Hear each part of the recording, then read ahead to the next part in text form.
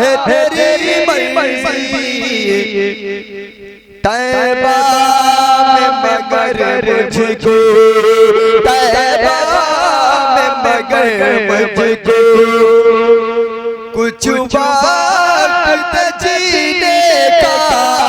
तो आइए कुरान और हदीस को अब समझा जाए, पढ़ा जाए, सुना जाए एक ऐसे फादिल नौजवान की ज़बानी जो निहायत ही अच्छे और सच्चाई का सबूत देते हैं। आली जनाब हजरत मौलाना मोहम्मद इश्तियाक साहब दामद बरकातुहुम आलिया जो करीम पूरी हैं, मैं गुजारिश करता हूँ तशरीफ लाएं और अपने मवाइज़ हसना से हम सबको महसूस फरमाएं। बिस्मिल्लाहिर्रहमानिर्रहीम।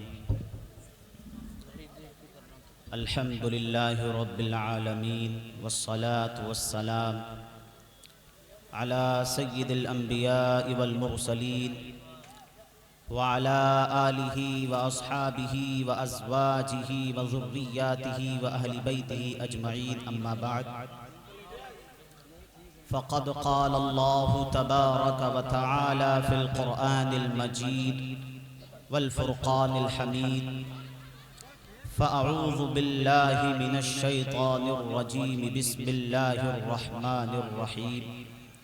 वमा अर्सलनाका इल्ला रहमतल लिल आलमीन।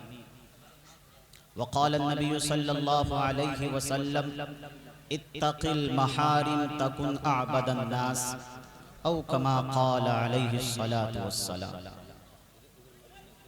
ईमान में अपने जो तवानाई बहुत है, ईमान में अपने जो तवानाई बहुत है, दिल रहमते कौनैन का शैदाई बहुत है। खुशबू जो बिखेरी है गुले सल्ले अला ने, खुशबू जो बिखेरी है गुले सल्ले अला ने, फूलों की महक बाग में शर्माई बहुत है। कमली में नजर आते हैं इस वास्ते जिब्रील, कमली में नजर आते हैं इस वास्ते जिब्रील, सिद्दीक़ मुकर्रम की अदा भाई बहुत है। तैबा में वो बोले तो सदा जाती है मीलो, तैबा में वो बोले तो सदा जाती है मीलो, आवाज़े उमर में ये तवानाई बहुत है। वल्लाह की जब देखी है कुरान की सूरत, वल्लाह की जब देखी है कुरान की सूरत, उस्मान गनी आपकी याद आई बहुत है। जब नारे तकबीर लगाया है अली ने, जब नारे तकबीर लगाया है अली ने, खैबर की ज़मीं खौफ से थर्राई बहुत है। तहकीक करोगे तो यकीन बोल उठेगा, तहकीक करोगे तो यकीन बोल उठेगा। कुरान की हर बात में सच्चाई बहुत है, कुरान की हर बात में सच्चाई बहुत है। हज़रात उलमा इकराम, मुअज़्ज़ज़ व मोहतरम सामईन, बुजुर्गों, दोस्तों, नौजवान दीनी व ईमानी भाइयों, माँ और बहनों, आज का ये जलसा सीरतुन नबी सल्लल्लाहु अलैहि वसल्लम व इस्लाह मुआशरा, इस जलसे में आप हजरात इखलास दिल के साथ बैठिए। जो इधर उधर टहल रहे हैं वो टहलने का माहौल ख़त्म कर दीजिए। इसलिए सीरतुन नबी सल्लल्लाहु अलैहि वसल्लम का इजलास है, इसमें आप बैठकर सुकून के साथ और गौर तवज्जो से बात को सुनिए, वरना कहा कुछ और जाएगा, समझ कुछ और लेंगे तो फिर नतीजा बड़ा खराब निकलेगा। इसलिए कुरान मजीद में अल्लाह ने फरमाया वला तकुम मिनल गाफिलीन, देखो गाफिलों में से मत हो। वला तत्तबि मन अगफलना क़ल्बा, जिसके दिल को हमने गाफिल कर दिया उसकी इत्तिबा ना करना। इमामुल अंबिया, ताजदारे मदीना, अब्दुल्ला के यतीम, आमना के लाल, फखरे मौजूदात, सरवरे कायनात, हजरत अहमद मुज्तबा, मोहम्मद मुस्तफ़ा, मुहसिन इंसानियत सल्लल्लाहु अलैहि वसल्लम ने इरशाद फरमाया कि अल्लाह उस शख्स की दुआ को कबूल नहीं करता जो गाफिल दिल के साथ अल्लाह को पुकारता है। अल्लाह कुरान मजीद में फरमा रहा है, अल्लाह कुरान मजीद में फरमा रहा है, उजीबु दावतद दाई इज़ा दान, कि अल्लाह दुआ करने वाले की दुआ को कबूल करता है, पुकारने वाले की पुकार को सुनता है। लेकिन अल्लाह के हबीब फरमा रहे हैं, गाफिल दिल के साथ अल्लाह से जो दुआ करता है अल्लाह उसकी दुआ कबूल नहीं करता। तो मेरे दोस्तों, ये सीरतुन नबी सल्लल्लाहु अलैहि वसल्लम का इजलास है, मुबारक महफिल है, मुतबर्रक महफिल है। इसमें आप खूब तवज्जो के साथ दीन की बात को सुनिए। इसलिए अगर गफलत के साथ सुनेंगे तो नतीजा बड़ा खराब निकलेगा। एक शख्स था जो बड़ा गाफिल था, हर काम गफलत के साथ करता था, गुफ्तगू करता था गफलत के साथ करता था, खरीदता था गफलत के साथ करता था, बेचता था गफलत के साथ करता था। कुछ लोग थे जो उसको जानते थे ये कोई काम समझदारी से नहीं करता, हर काम गफलत के साथ करता है। एक ठग था। एक मर्तबा वो शख्स अपने गधे को लेकर कहीं जा रहा था और किसी सोच में बिल्कुल मस्त मगन था। ठग ने अपने दोस्तों से कहा, देखो अभी मैं इसका गधा ले लूंगा, इसको खबर भी नहीं हुई। उसके दोस्तों ने कहा, भाई तुम गधा कैसे ले लोगे? रस्सी उसके हाथ में है और गधे की गर्दन में रस्सी पड़ी, तुम गधा उससे कैसे ले लोगे? उसने कहा, आओ मेरे साथ। वो तीनों आए, चुपके से उसके पास आए। वो बंदा किसी दूसरी सोच में मस्त मगन है और जा रहा। उसने चुपके से गधे की गर्दन से रस्सी खोली और अपने गर्दन में डाली और अपने दोस्तों से कहा, इस गधे को ले जाओ। अब जिस तरह गधा चलता है इसी तरह अपने हाथ पैर से चलने लगा। अब वो बंदा इतना गाफिल कि गधा हाथ से निकल गया और वो मस्त मगन होके जा रहा। ये बंदा जो है गधे के तरीके से चलने लगा। जब काफी दूर पहुंचा, गफलत टूटी तो देखा मेरा गधा गायब है, ये तो इंसान है। कहने लगा, मेरा गधा कहाँ? तुम तो इंसान हो। तो उसने कहा, अल्लाह के बंदे, मैं ही तेरा गधा था, मैं ही तेरा गधा हूँ।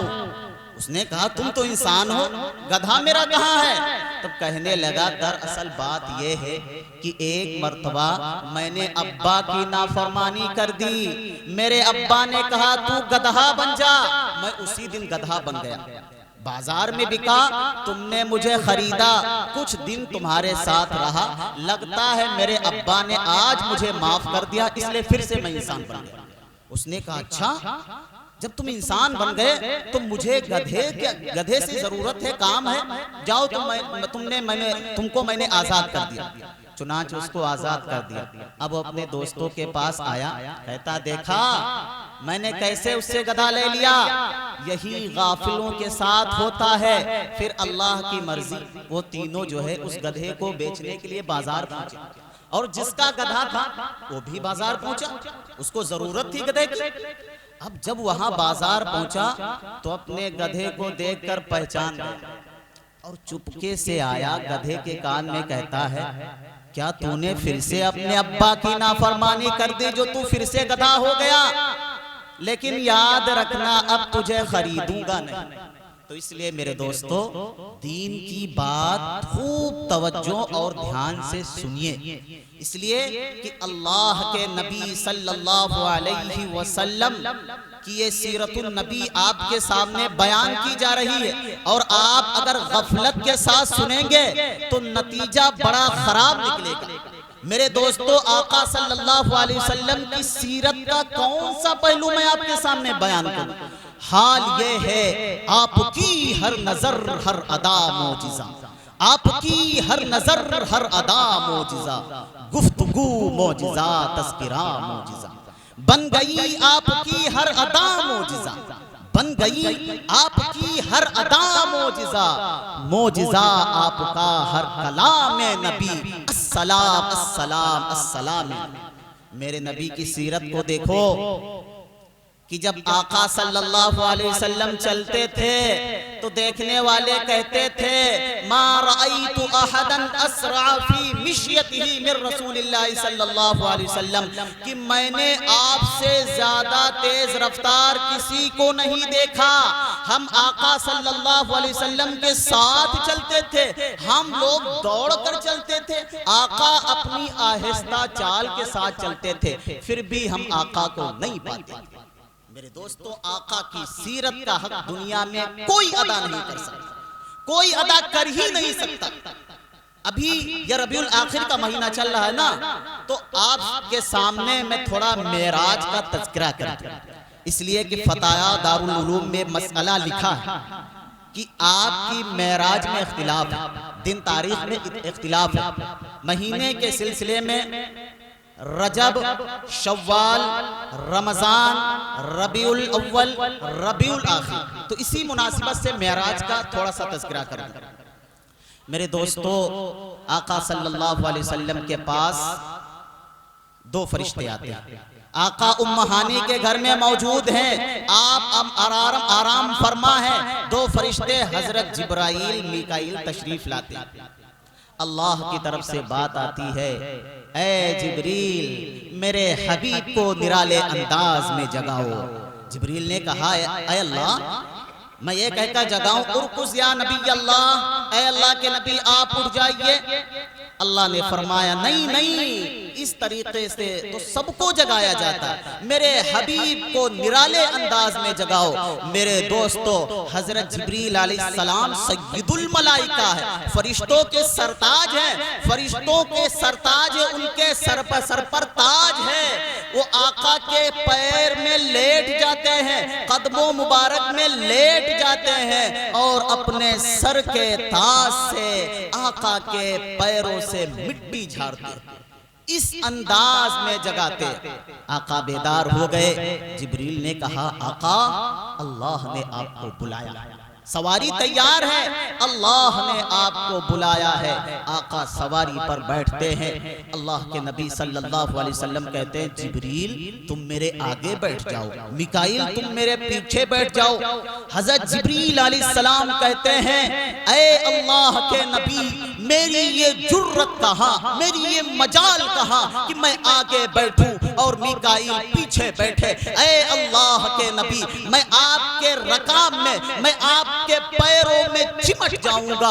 चुनांचे हजरत जिब्रील आका के दाहिने पैर में चिमट जाते हैं, मिकाईल बाएं पैर में चिमट जाते हैं। अल्लाह अल्लाह, ये इस शान के साथ सवारी चली है, ना कयामत तक ऐसी सवारी चलेगी, ना इससे पहले कभी चली। ओए हेलीकॉप्टरों पर उड़ने वालों, ओए हवाई जहाज का सफर करने वालों, मेरे आका की सवारी की रफ्तार भी नहीं पैदा कर सकते। तुम अजमत कहां से लाओगे कि एक तरफ जिब्रील दूसरी तरफ मिकाईल, इस शान से सवारी चली बैतुल मक़दिस पर। आका बैतुल मक़दिस पहुंचे। अब बैतुल मक़दिस जब पहुंचे तो आपके इस्तकबाल में कौन लोग आए? जैसे कि दुनिया का दस्तूर होता है, अगर आपके गांव में मुख्यमंत्री को आना होता है तो पहले से डीएम साहब, एसपी साहब, बड़े बड़े अफसर उनके इस्तकबाल के लिए तशरीफ लाते हैं। तो जितना बड़ा मेहमान होगा उतने बड़े इस्तकबाल करने वाले आते हैं। लेकिन मेरे नबी का इस्तकबाल करने के लिए अल्लाह रब्बुल इज्जत ने नबी के बाद जो सबसे मोहतरम है उनका इंतखाब किया। अल्लाह ने 1.25 लाख अंबिया इकराम को बैतुल मक़दिस में उतार दिया, फरिश्तों को आपके इस्तकबाल के लिए उतार दिया। नमाज की बारी, नमाज कौन पढ़ाए? अल्लाह के नबी सल्लल्लाहु अलैहि वसल्लम ने फरमाया, ऊतीतुल इल्मल अव्वलीन वल आखिरीन, कि अल्लाह ने मुझे तमाम अंबिया का इल्म तने तन्हा अता फरमाया। इसलिए आका इमामत के लिए आगे बढ़े।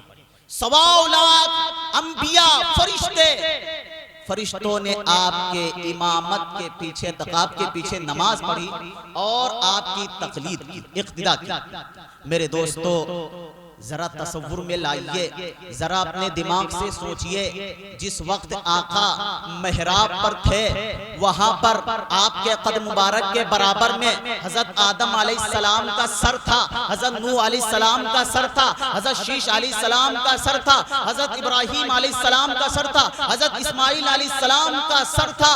जिस जगह पर आका के कदम मुबारक थे उस जगह 1,24,000 कमोबेश अंबिया इकराम का सर था। मेरे दोस्तों, मैं अपनी बात को हज़ब कर रहा हूँ, इख्तिसार कर रहा हूँ। मेरे आका मेराज का सफर किया, ऊपर चले। जब सिदरतुल मुंतहा पर पहुंचे, जिब्रील ने कहा, ऐ आका अब मैं आगे नहीं बढ़ सकता। अल्लाह के नबी ने कहा, जिब्रील क्या बात है, तुम रुक क्यों गए? कहने लगे, आका अब मैं आगे कदम नहीं बढ़ा सकता। अगर थोड़ा भी कदम बढ़ाया, अगर एक बालिश भी कदम बढ़ाया, अल्लाह की तजल्लियात से मैं जलकर राख हो जाऊंगा। फिर आका ने आगे का सफर किया। जब अर्श आजम पर पहुंचे, अर्श खुशी में झूम रहा था। जब आगे पहुंचे, जब अर्श आजम पर पहुंचे, सुम्मा दला फतदल्ला फकान क़ाब क़ौसैनि औ अदना फअौहा इला अब्दिही मा औहा। सुम्मा दना फतदल्ला, आका जब करीब हुए, फकान क़ाब क़ौसैनि औ अदना, एक कमान दो कमान का फासला, औ अदना इससे कम। फिर राज़ो नियाज की बात हुई। क्या बात हुई? अल्लाह के नबी ने क्या फरमाया? अल्लाह की तारीफ की, अत्तहियातु लिल्लाहि वस्सलावातु वत्तय्यिबातु। ऐ अल्लाह, तमाम कौली इबादतें, फेली इबादतें, बदनी इबादतें सब अल्लाह के लिए। तो अल्लाह ने आपको सलाम किया, अस्सलामु अलैका अय्युहन नबी, कि अल्लाह का सलाम हो आप पर ऐ नबी। मेरे दोस्तों, कुर्बान जाइए उस नबी पर जिसने मेराज में भी हमको जो है नहीं भूला, दुनिया में हमको नहीं भूला। इसलिए कि एक मर्तबा अम्मा आयशा रजी अल्लाह अन्हा ने कहा, ऐ अल्लाह के नबी मेरे लिए मगफिरत की दुआ कर दीजिए। अल्लाह के नबी ने हाथों को बुलंद किया और कहा, अल्लाहुम्मा गफिर ली आयशा, ऐ अल्लाह आयशा की मगफिरत फरमा।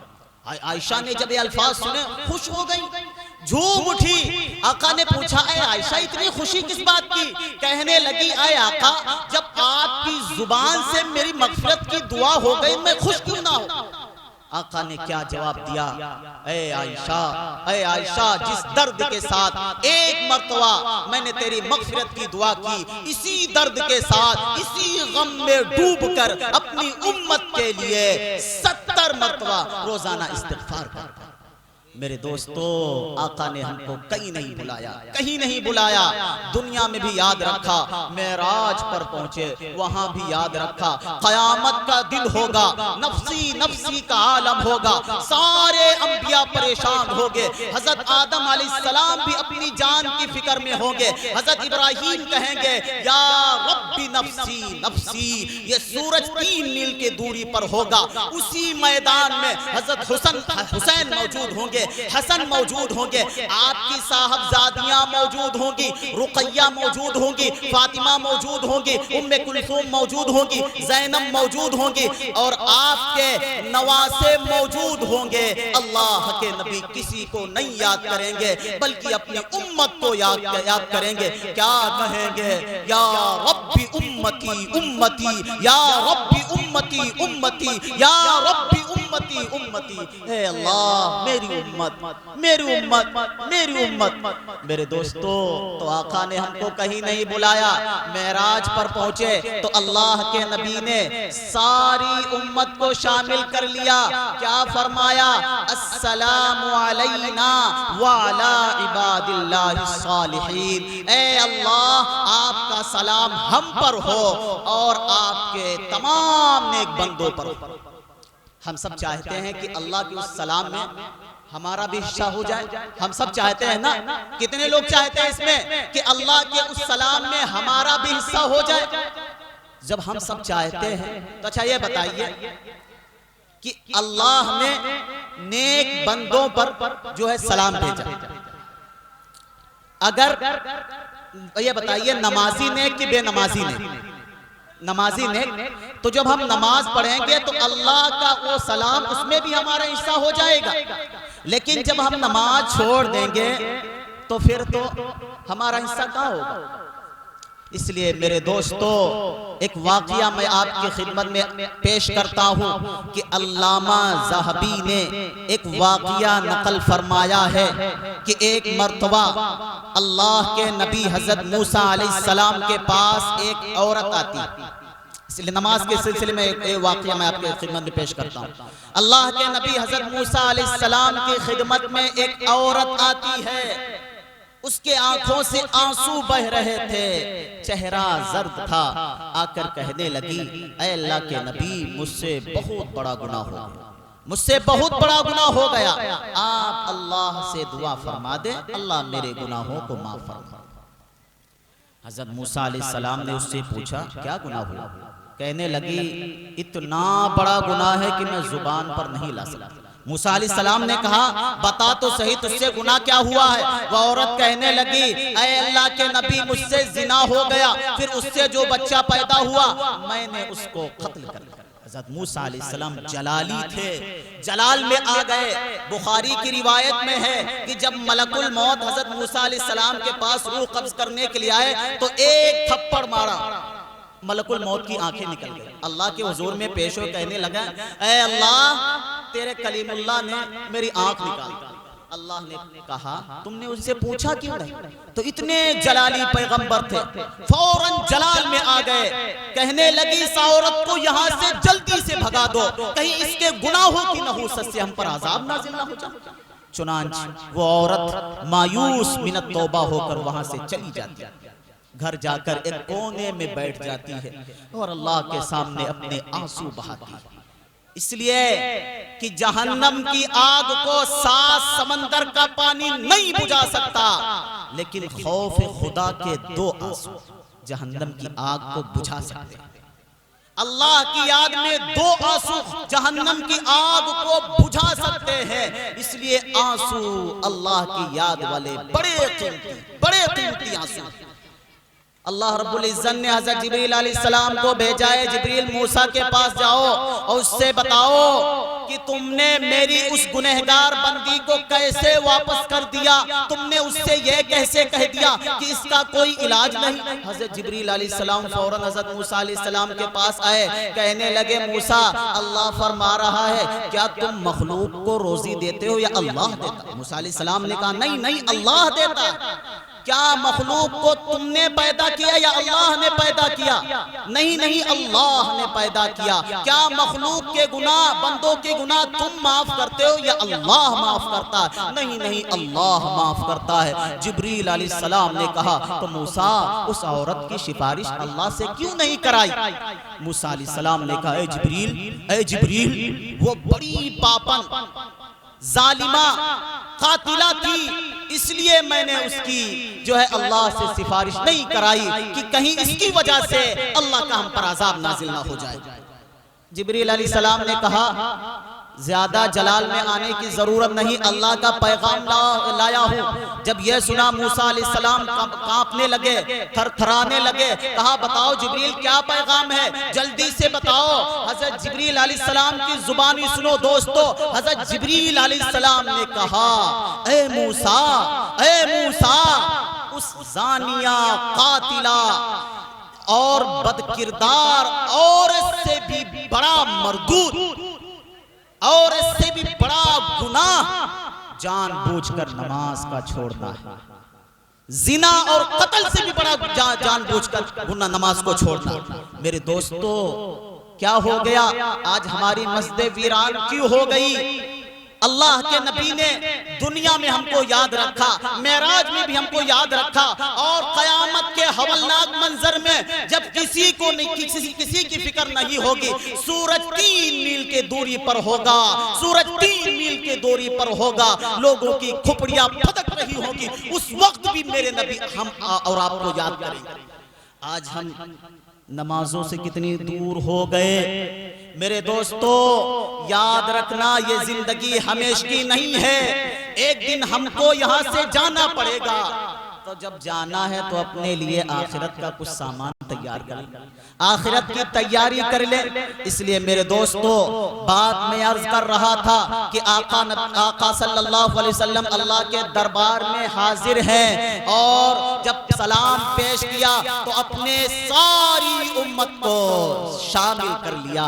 ए अल्लाह, आपका सलाम हम पर हो और आपके तमाम नेक बंदों पर। आज हम आका की सुन्नतों को छोड़ दिए देर जा रहे हैं, आका के तरीकों के खिलाफ जिंदगी गुजार रहे हैं। आका का तरीका हमको पसंद नहीं, आका का चेहरा हमको पसंद नहीं। मेरे दोस्तों, शरीयत तरीक़त तमद्दुन कलाम, शरीयत तरीक़त तमद्दुन कलाम, बुताने अजम के पुजारी तमाम शरीयत रिवायात में खो गई, ये उम्मत खुराफात में खो गई। बुझी इश्क की आग अंधेर है, बुझी इश्क की आग अंधेर है, मुसलमान नहीं राग का ढेर। मेरे दोस्तों, आज हम पर जो हालात आ रहे हैं, आज हमें जलील किया जा रहा है, कदम कदम पर रुसवा किया जा रहा है, आज हमें खिलौना बनाया जा रहा है, आज हमारे हुकूक को लूट कर डाका डालकर हमसे मजाक किया जा रहा है, हमें बेहैसियत बेवतन करार दिया जा रहा है। इसकी वजह यह है कि आज हमने इमामुल अंबिया, सरवरे कायनात, अब्दुल्ला के यतीम, आमिना के लाल, हजरत अहमद मुज्तबा, मोहम्मद मुस्तफा, मोहम्मद अरबी सल्लल्लाहु अलैहि वसल्लम के तरीकों को छोड़ आका की कदम कदम पर नाफरमानी की, अल्लाह को ये गवारा।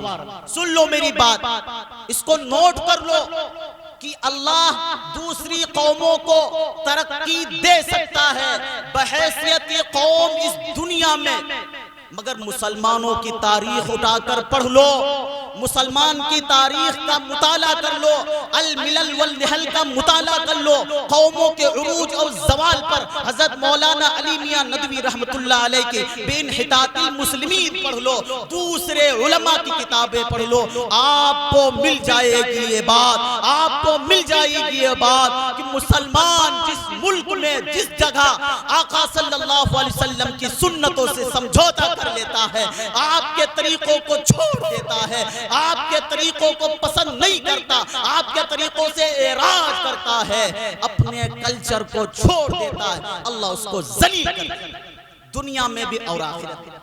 आप कहेंगे मौलवी साहब कहां? सुनो कि आज हमारा जो तरीका है और हमारा जो अमल है कि जहां हमको शरीयत में फायदा नजर आता है वहां शरीयत पर अमल की बात करते हैं, और नुकसान नजर आता है शरीयत को छोड़ देते हैं, शरीयत को पसे पुष्ट डाल देते हैं।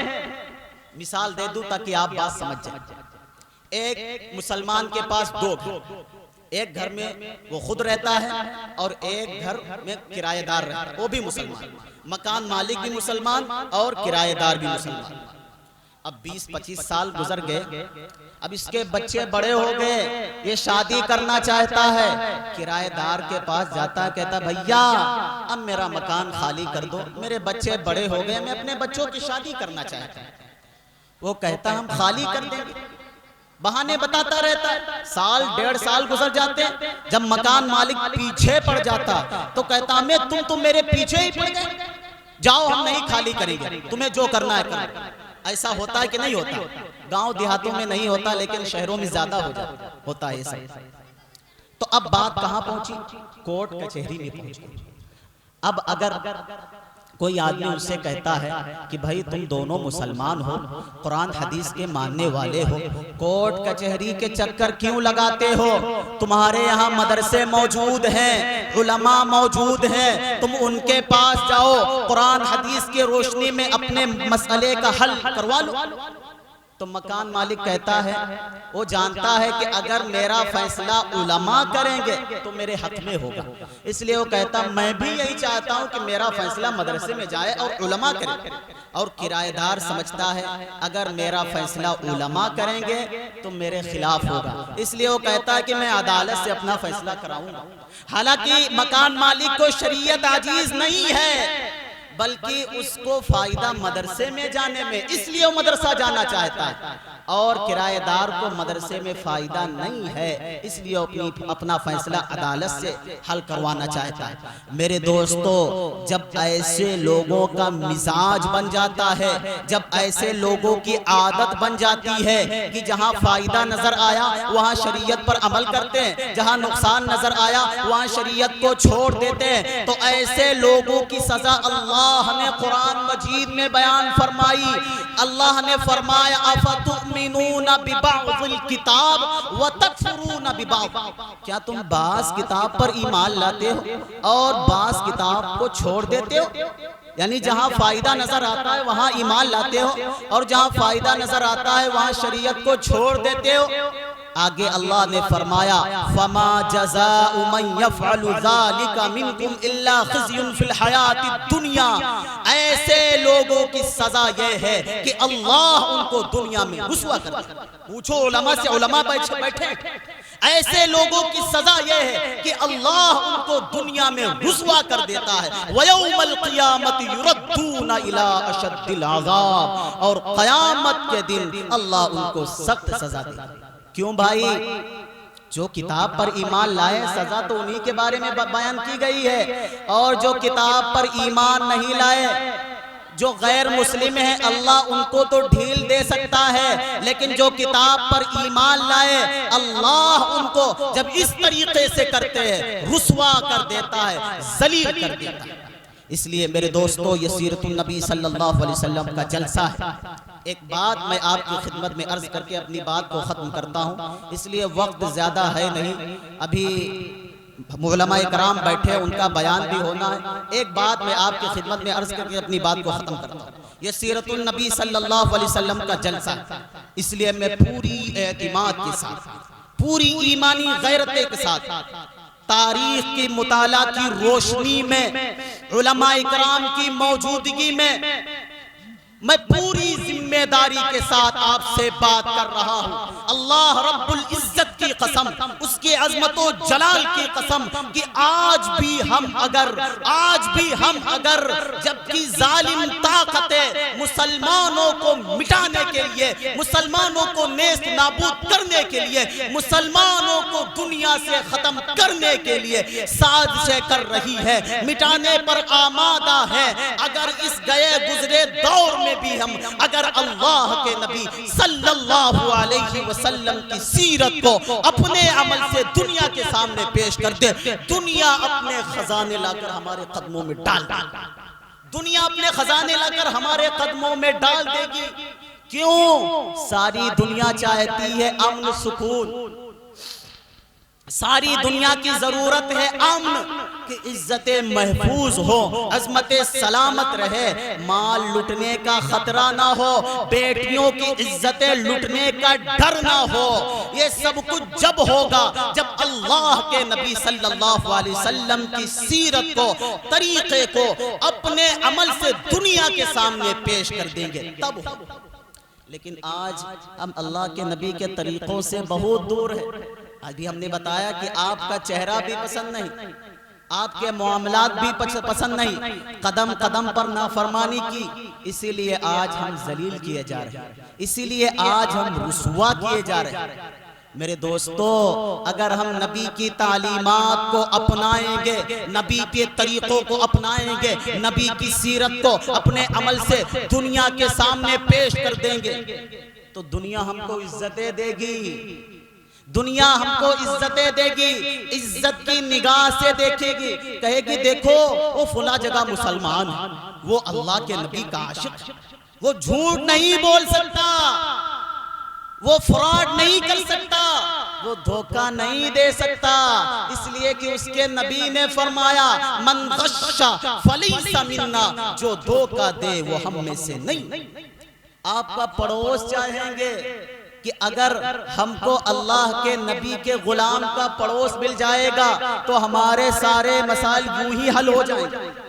आपने अब्दुल्ला इब्न मुबारक का नाम सुना होगा, बड़े मुहद्दिस और फकीह थे। उनके पड़ोस में एक यहूदी रहता था। यहूदी मुसलमानों का सबसे बड़ा दुश्मन, मैं नहीं कहता, अल्लाह रब्बुल इज्जत फरमा रहा है, लतजिदन्ना अशद्दन्नासी अदावतन लिल्लज़ीना आमनुल यहूद वल्लज़ीना अशरकू, कि अगर मुसलमानों का सबसे बड़ा दुश्मन, सबसे ज्यादा बुग़्ज़ रखने वाला, सबसे ज्यादा जलने वाला कोई है तो यहूदी तबका, यहूदी बहुत ज्यादा मुसलमानों को से जलते हैं। तो अब्दुल्ला इब्न मुबारक के पड़ोस में रहता था, उसने मकान बेचना चाहा तो कीमत कितने की लगाई? 1 लाख दिनार की कीमत लगाई। हालांकि उस मकान की कीमत 50,000 की थी, लेकिन 50,000 एक्स्ट्रा लगाया। किसी ने कहा तुम तो तुम्हारी मकान की कीमत 50,000 है, 50,000 एक्स्ट्रा क्यों लगा रहे हो? तो कहने लगा आप सही कह रहे हैं, मेरे मकान की कीमत 85,000 है, लेकिन 50,000 अब्दुल्ला इब्न मुबारक के पड़ोस रहने का, 50,000 अब्दुल्ला इब्न मुबारक के पड़ोस में रहने का मैं लगा रहा हूं। इसलिए अगर अब्दुल्ला इब्न मुबारक का पड़ोस मिल जाएगा, तुम्हारे सारे मसाइल यूं ही हल हो जाएंगे, तुम्हारे गम को वो अपने गम समझेंगे। आज इस तरीके से अगर हम सब लोग जिंदगी गुजारें, आका के तरीकों को अपनाएं, तो गैर मुस्लिम भी हमें इज्जत की निगाह से देखेंगे, गैर मुस्लिम भी हमें इज्जतें देंगे। मेरे दोस्तों, वक्त ज्यादा है नहीं, अभी मैंने आपके सामने एक हदीस पेश की, इसलिए उसकी थोड़ा तफसील बताकर मैं अपनी बात को खत्म करता हूँ। अल्लाह के नबी ने फरमाया इत्तक़िल महारिम तकुन आबदन नास, कि तुम सबसे बड़े इबादत गुजार बन जाओ, कि तुम गुनाहों को छोड़ दोगे, सबसे बड़े इबादत गुजार बन जाओ। आज हम कितने गुनाह करते हैं, आज हम गुनाहों पे गुनाह करते हैं, लेकिन अल्लाह का डर कोई नहीं, ना अल्लाह का डर है, ना खौफ है, ना हमें मरने का भी, जो हम मरने को भूल जाते हैं कि एक दिन हमें मरना भी, अल्लाह के पास जाना है और अपने सारे आमाल का अल्लाह के सामने हिसाब भी देना। मेरे दोस्तों, अल्लाह का डर अपने दिल में पैदा करो, अल्लाह का खौफ पैदा करो। इसलिए हजरत अली रजी अल्लाह अन्हु एक मर्तबा कहीं जा रहे थे, रास्ते में हजरत उमर फारूक रजी अल्लाह अन्हु का मकान आया, तो सोचने लगे क्यों ना हम उमर फारूक रजी अल्लाह अन्हु से मुलाकात कर ले। आपने दरवाजा खटखटाया, उमर फारूक रजी अल्लाह अन्हु बाहर आए और कहा, सलाम दुआ हुई और कहा अली कैसे आना हुआ? हजरत अली ने कहा बस ऐसे आ गया, जा रहा था, सोचा कि आपकी मुलाकात करें। हजरत उमर ने कहा और कोई बात तो नहीं? कहने लगे और कोई बात नहीं। आपको अंदर ले गए, बिठाया, चराग जल रहा था, आपने फौरन उसको बुझा दिया और जो चराग बुझा था उसको जला दिया।